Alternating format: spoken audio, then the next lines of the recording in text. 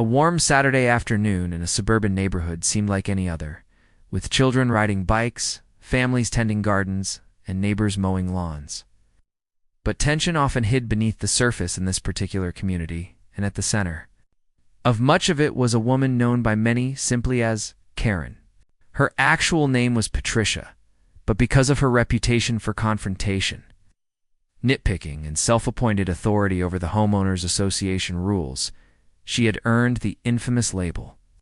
She was known for policing mailbox decorations, calling code enforcement on lawns that grew even half an inch too high, and openly complaining about anyone she deemed not a fit for her community. Karen had lived in the neighborhood for more than a decade and believed she owned the place. To her, the HOA was her tool to control others, and she often cornered neighbors in the street, telling them what they were doing wrong or what regulation they had violated. But beneath her veneer of control lay a deep prejudice, one that came to the surface the moment she encountered someone who didn't fit her idea of who belonged. On this particular afternoon, a new resident named Marcus had just parked his car in front of his house. Marcus was a tall, calm, middle-aged black man dressed in casual weekend clothes, carrying a folder and clipboard. He had recently moved into the neighborhood, and while he had greeted a few neighbors, he had largely kept to himself, settling in quietly. Unknown to most, Marcus had also recently been elected to serve as one of the newest officers on the HOA board, a decision made by majority vote.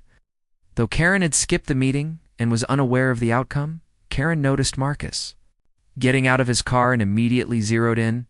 She didn't recognize his vehicle, and without hesitation, she marched across the cul-de-sac, her arms swinging with the entitled energy she was infamous for. "You can't park here," she snapped before Marcus had even locked his car door. "This is a private neighborhood, and we don't just let anyone leave their junk car in front of our homes." Marcus turned calmly, surprised at the hostility. He smiled slightly and said, "Actually, ma'am, this is my car. I live here." But Karen wasn't listening. Her voice rose, carrying across the street as other neighbors peeked through their blinds. "Don't you lie to me. Who belongs here? And I've never seen you before. You people think you can just waltz in and do whatever you want?" Marcus stood quietly, his expression steady, while Karen's anger escalated. When he tried again to speak, she cut him off, stepping closer, her face red with indignation. Then, in a burst of rage, she spat at him, the ultimate sign of disrespect. Gasps came from a few neighbors who had stepped outside to see what was happening. Marcus remained still, wiping his shirt with controlled patience.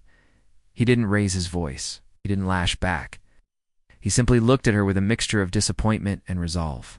The crowd of onlookers murmured. A neighbor across the street whispered, "She went too far this time." Another muttered, "Doesn't she know who he is?" Finally, Marcus spoke, his tone calm but firm. "Patricia, is it? Hey, my name's Marcus. I live in this community. As of last week, I was elected the new HOA officer. I'll be overseeing compliance moving forward." The silence that followed was deafening. Karen's jaw dropped, her face draining of color.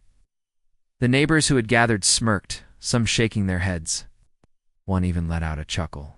You can't be serious," Karen stammered. No one told me. How could that happen without me knowing?"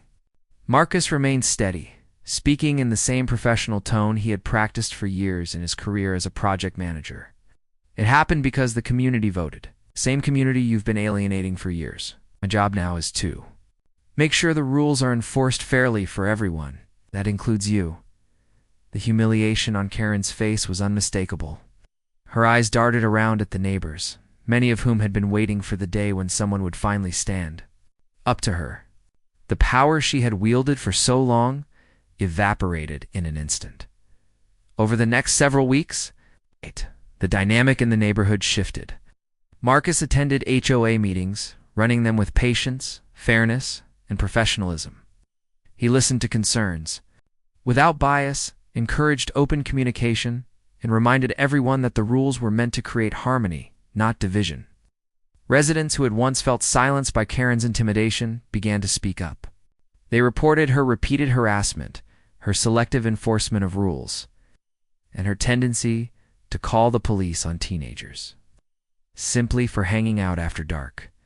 When her behavior was officially brought to the board's attention, Marcus handled the matter with the same even-handedness he had shown the day she spit on him. Didn't retaliate, didn't seek revenge. Instead, he enforced the bylaws. Karen received official warnings for harassment and conduct unbecoming of a resident.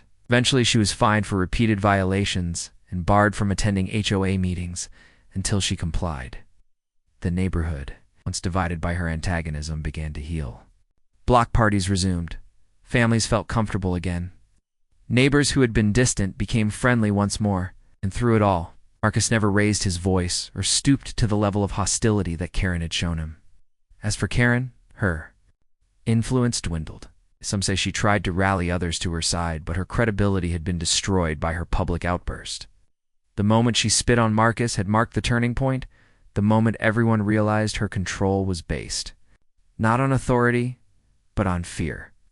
And with Marcus in leadership, that fear no longer held power. The story became somewhat of a legend in the neighborhood. New residents were told about the day Karen met her match, not in anger or aggression, but in patience and dignity. Marcus became not just an HOA officer, but a symbol of what true leadership looked like: calm in the face of hate, strong without being cruel, and committed to justice without bias.